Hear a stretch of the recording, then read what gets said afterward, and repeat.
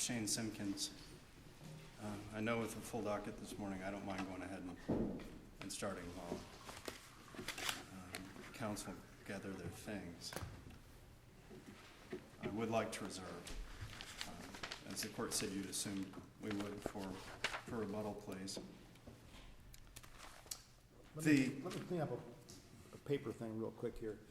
Judge Reese tried this case and Judge Steinbeck just signed the judgments. Is that in terms of who the judge of record is? Do you know? I don't know, Your Honor. Okay.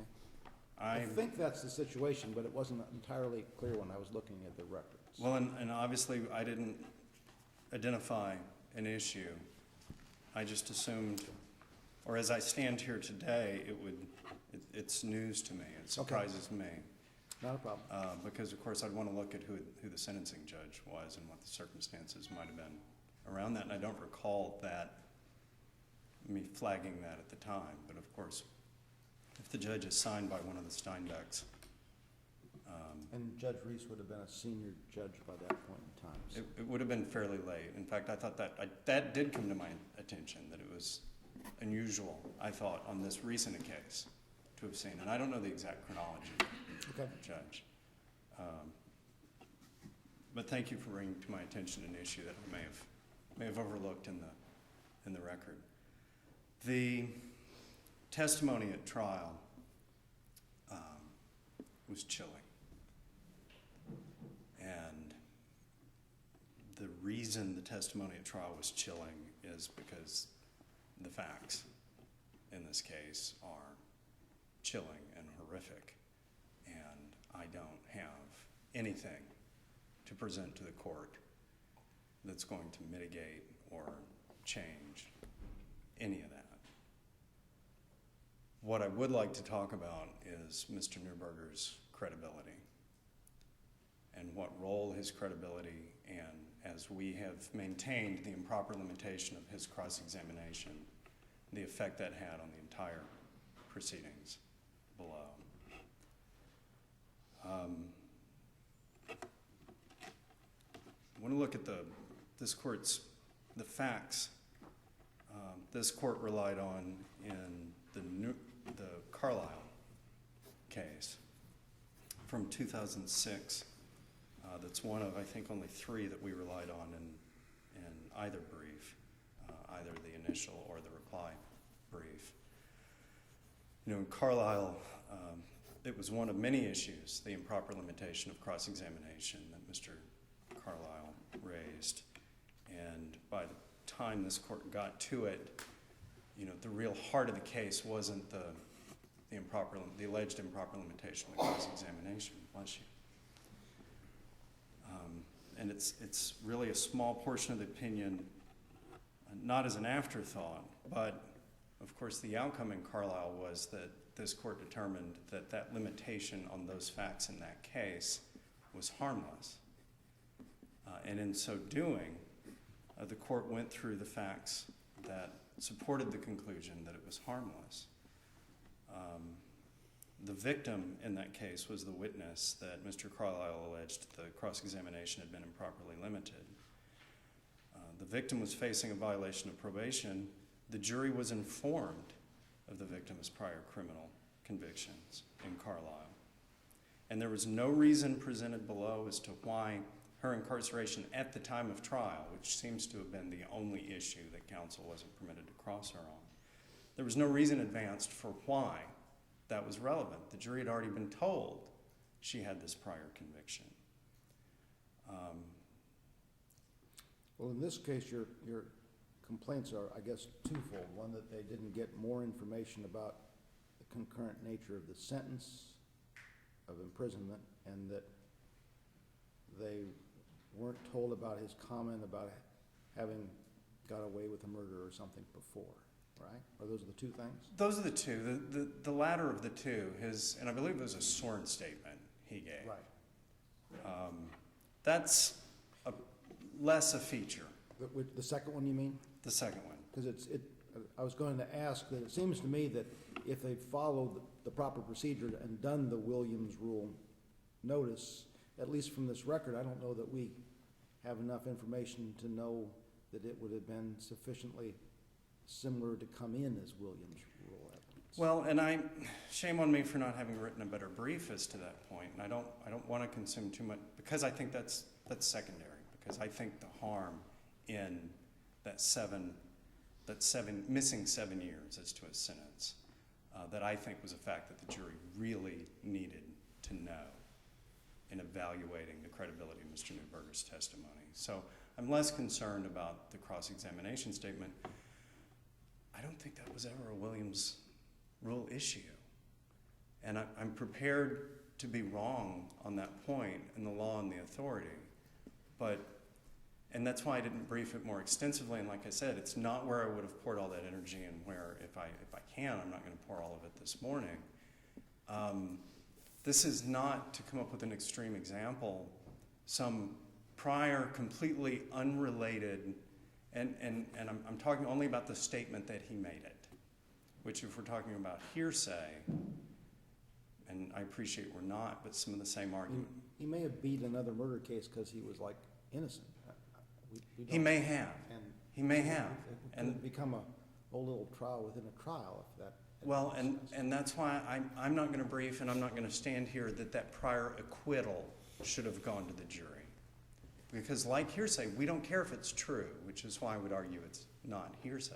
It's the fact he made the statement. What is the fact that Mr. Neuberger said? And I believe the line of questioning was, why didn't you come forward? If you're fingering Shane Simpkins in this murder, why didn't you come forward before? And his explanation he gave, again, I believe under oath, was, I was acquitted, I beat another murder case, and I thought you guys would think I was involved in this one. And my position as to why that remains in the brief, even though it's not, I think, our primary feature, is the fact that his reaction to law enforcement said, this is my state of mind as to why I didn't come forward. I think that colors everything that came out of his mouth. I think that's a fact for the jury to consider as to his credibility, just like the sentencing issue. Not about because it's entirely possible. Of course, defense counsel, I'm going to stand here and say, well, of course, what the acquittal is evidence that he didn't do it. But we don't need to get into that. What's significant for the purposes of appeal is the fact that's the statement that came out of his mouth to law enforcement. And I think that colors everything else that comes out of his mouth.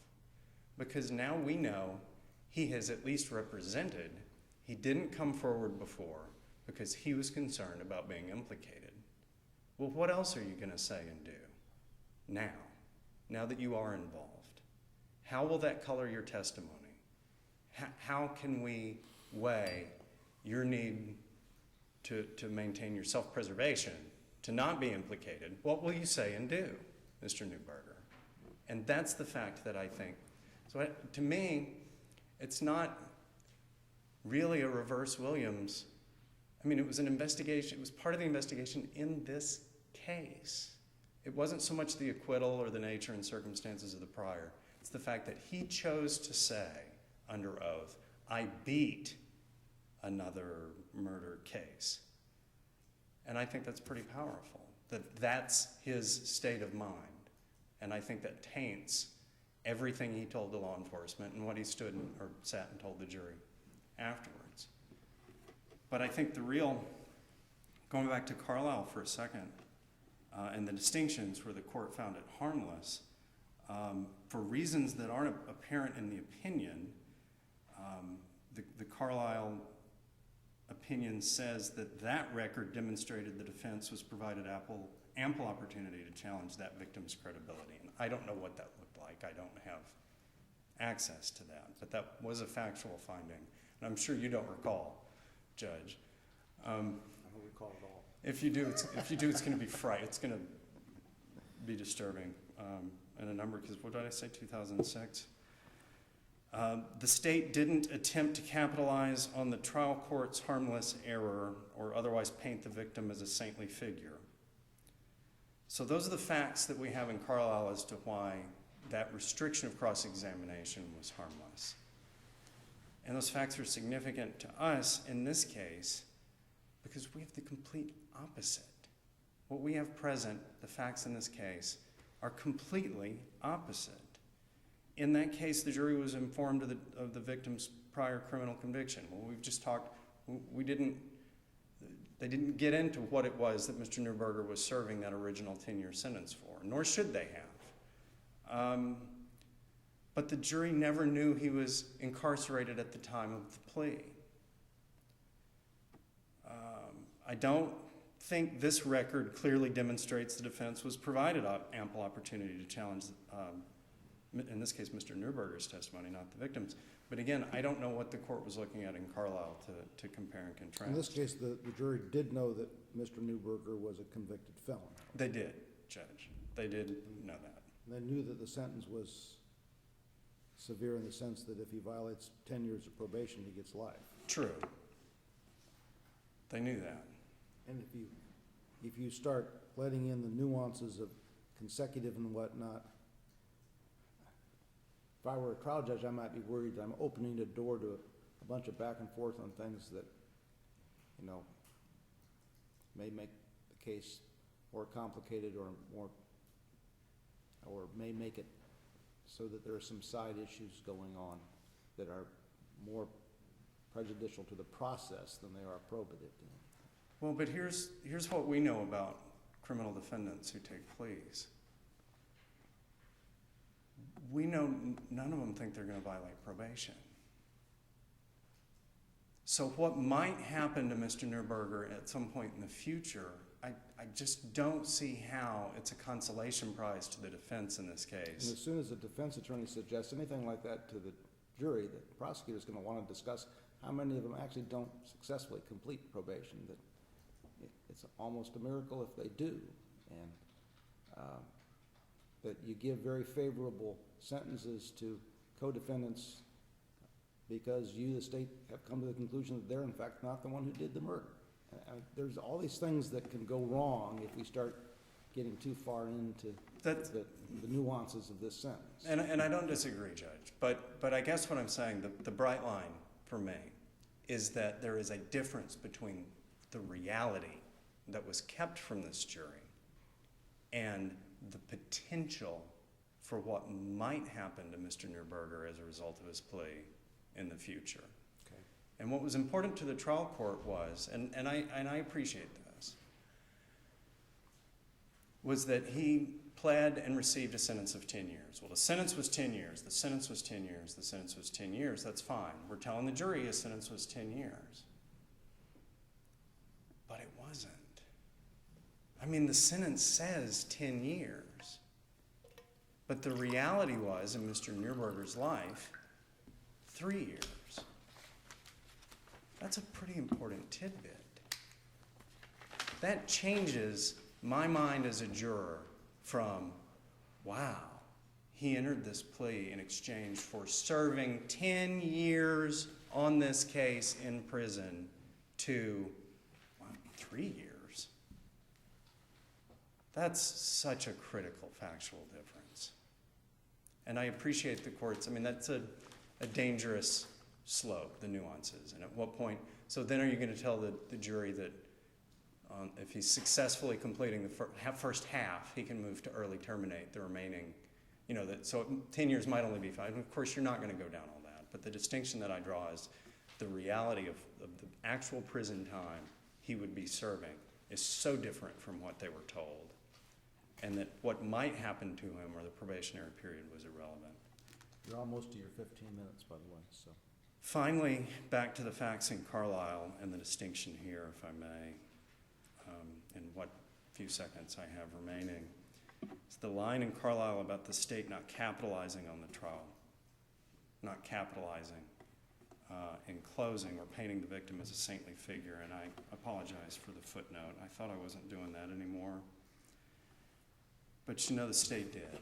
It was a long closing argument. There was a lot of grisly, chilling evidence for the state to talk about at closing, but Chris Neuberger is the only person who took the stand and said, Shane did it. And then what did the victorious on their motion to keep that out, I believe that it was argued in limine, about it only netting 7 years, what did the state do in closing? which in the footnote, and it's collateral, I argue was in fact bolstering. What they did was a variation of the why would Mr. Neuberger have a reason to lie? Why would he lie to you? They didn't say those words at closing, but I've argued that what they were arguing was in effect what motive does he have to lie? He got 10 years in prison, followed by 10 years of probation, and he'll go down for life if he violates. They did make that a feature as to his credibility. And he is the state's key witness because he's the only person for all the chilling evidence that brought Shane Simpkins directly to blame for her death. And that's why it's our position that you can't say there's no reasonable probability that the limitation on that ability to attack his credibility didn't contribute to the verdict. Okay. We'll save you 4 minutes for rebuttal. Thank you. Hear from the state. Good morning, Your Honors, and may it please the court. My name is Cornelius Demps on behalf of Pam Bondi, the elected Attorney General, and I represent the people of the state of Florida. It doesn't matter how she died. We just have to move the body. For 3 independent and distinct reasons, we the people ask the state to affirm Mr. Simpkins' convictions on all grounds. Now, regarding the first issue raised by the appellant in this matter, the record reflects that the trial court did properly limit the cross-examination of the co-defendant, Mr. Christopher Neuberger. Regarding the second issue, the trial court also properly denied the motion of a judgment acquittal in this case. And regarding the third issue, the trial court also properly exercises discretion in preventing the use of the duress instruction to be allowed during the homicide trial. Now, regarding the first issue, Your Honors, we as the state do feel that the trial court did properly limit the cross-examination of Mr. Christopher Neuberger. On the onset, and I think one of the issues that has been raised here today as well is that, the appellant should have been allowed to bring out the fact that, the defendant is pleading out to 10 years in prison, but really is actually only doing 3 years. I think really that's really a misstatement of law if you look at how the way the sentencing works. The record reflects that Mr. Christopher Neuberger was sentenced to a separate offense and another case, and that separate sentence was to run concurrent with his 10-year sentence in the murder case. Now, not to get into a full discussion regarding how incarcerative sentencing time works, but essentially he is serving 10 years in prison on his current case. Is it not true that the judge in this murder case could have sentenced him to 10 years consecutive to the other offense because they're unrelated offenses? Yes, he could have, Judge. He could have, Your Honor. He could have given him a consecutive 10-year sentence regarding this matter. But the fact that he's actually already been sentenced to 10 years on the murder case, he is still serving that time. The separate offense, it seems to be whatever time it is, it's less than that 10-year period, maybe 6, maybe 7, which is, I think, is why the defense is making that argument. But first of all, to allow for... Why would it have been so bad for the defense attorney to have been allowed to ask Mr. Neuberger, isn't it true that your 10-year sentence is concurrent with another sentence, so really it's only about 3 years in addition to the other sentence? Isn't that true? Well, Judge, I think that's possible, but we as a state feel that would be an improper argument for them to make during the trial. For the defense to be allowed to comment on another offense that Mr. Neuberger has already pled out to and being sentenced on concurrent time, we feel that would operate essentially as some form of backdoor Williams rule evidence. He's already been sentenced in this case. But his incentive to cooperate with the state is increased by the favorableness of the sentence, right? Judge, that is possible as well. So the practical sentence in this case, the incarcerated portion, is really about a third of what it seems to be. Well, Judge, that may be possible regarding his reasons in order to testify for the state. However, during the state's case, the state openly admitted to that when they put Mr. Neuberger on the stand. As the record reflects on page 385 of the trial transcript, which is page 665 of the entire record, that is the first line of questioning. The state asked Mr. Neuberger on the stand, "You're the co-defendant in this case?" "Yes." "You've pled out to this case?" "Yes, I have." "What is your sentence?" "I'm getting 10 years in prison, followed by 10 years probation, and if I violate probation once, I'm automatically getting life in prison." And that's concurrent with another sentence. That part was not there. Judge, as far as I recall, I don't believe that was in there. Right. About the concurrent sentence at the time. Now, I think one of the other issues here is that the defense or the appellant is arguing that he should have been allowed to go into that line of questioning because it reflected on Mr. Newberger's motivations to testify. And in support of his position, he cites the three cases, Carlisle, which was previously discussed, as well as Hinojosa and Menendez. Now, in Hinojosa and Menendez, this court found that it was reversible error to prevent an appellant the opportunity to cross-examine into the credibility of certain witnesses. However, it's important to note that in Hinojosa and Menendez, those are both cases separately where the defendants were charged with offenses involving law enforcement officers. In Hinojosa, I think it was aggravated battery on law or assault on a law enforcement officer, and Menendez was attempted murder on a law enforcement officer. In both those cases, this court ruled that it was reversible error to prevent the respective defendants to cross-examine on the fact that both of the law enforcement officers in those cases had prior complaints of excessive force and were currently under internal affairs investigations for those points. And that is relevant because this court ruled that that evidence would directly go toward their, quote, plausible motive for misinterpretation. We don't feel that in this case, Hinojosa and Menendez would really apply to the facts of this case. Now, with those other cases here, the fact that those officers are under internal affairs investigation, that's a direct defense or a direct defense to negating claims of law enforcement officers that the officers were not lawfully acting within the scope of their duty. So that type of evidence needs to get out because it rebuts a key piece of evidence that needs to be proven in order to sustain a conviction. Now, in Carlisle, which we just talked about before, this court found that it was error, but ultimately ruled that it was harmless because the appellant in that case had ample opportunity to cross-examine. The prior record of the victim was brought out on the record, and most importantly, at no time during the state's case was the victim ever portrayed as a saintly figure, and that's from the language of the actual case.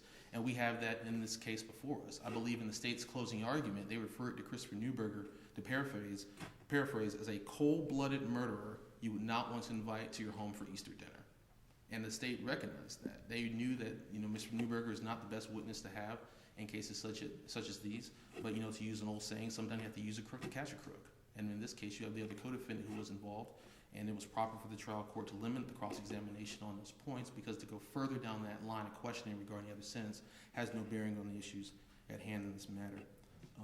And finally, regarding the beat a murder charge, Judge, with the Williams rule in this case, as the court ruled below, there was no proper notice given regarding the use of that Williams rule evidence, and this wasn't really raised in either of our briefs, but this court already ruled in Store a defendant is not required to give notice to the state when they're using reverse Williams rules evidence because the state should already be on notice regarding the records of its defendants. But more importantly, despite that, the trial court gave the appellant the opportunity to proffer that evidence for the record, and he never did that. The court sustained it, and he never went forward anymore on that issue as well.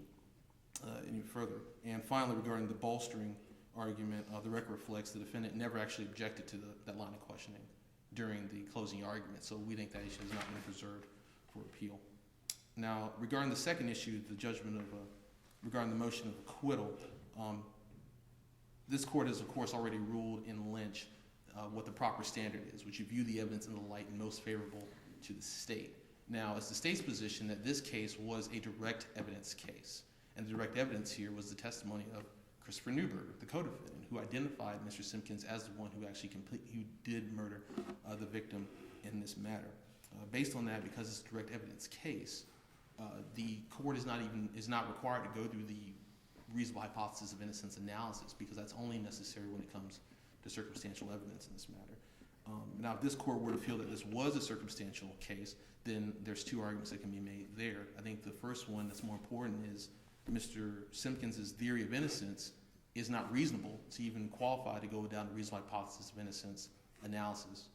The record shows that when Mr. Simpkins testified, his theory of innocence was, I went to go cash the checks, came back inside the house. When I stepped inside the residence, the victim was already dead on the ground. I spoke to Mr. Newberger. He told me that he was going through her personal effects to it, her jewelry.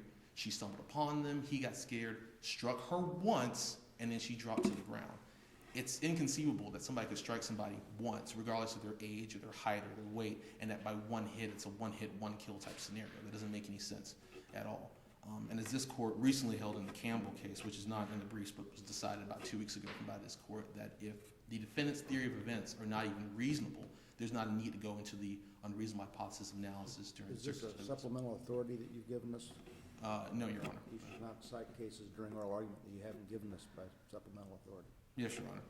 Now, if this court were to feel that his theory of events was, in fact, was a reasonable hypothesis of innocence, under Lynch, the only requirement from the state is not to rebut that theory. We only have to present evidence that's inconsistent with that theory in this case.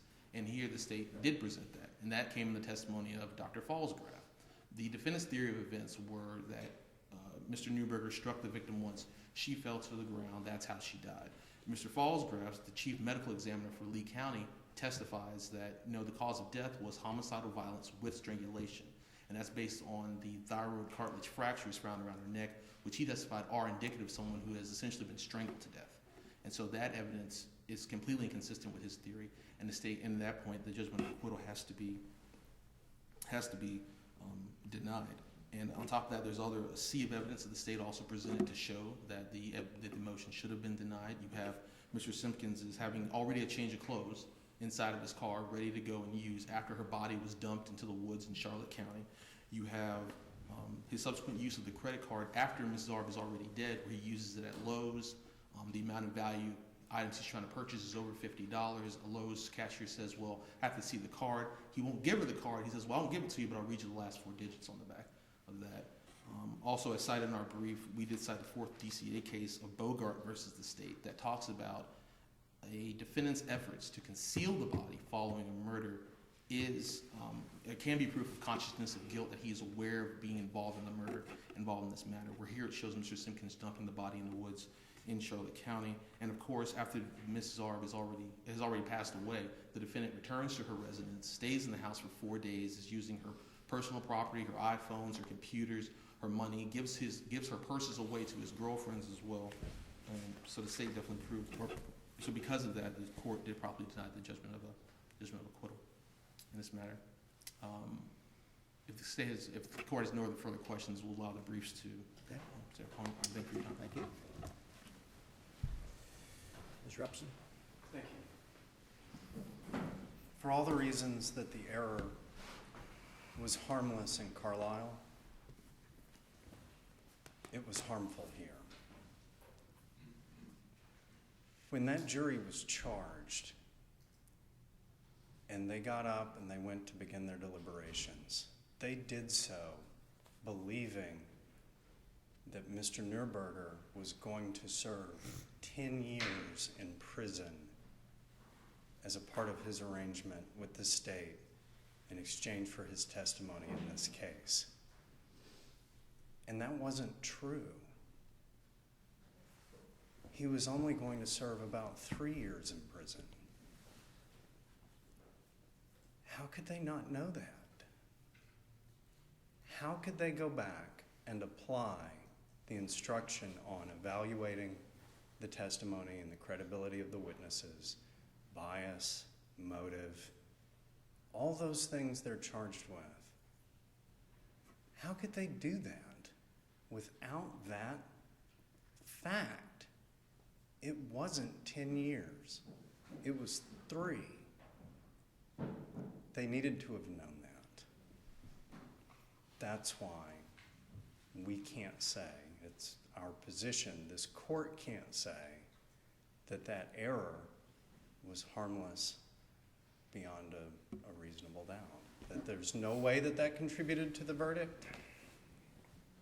The only direct evidence, as the state pointed out, came out of that witness's mouth. His credibility was critical.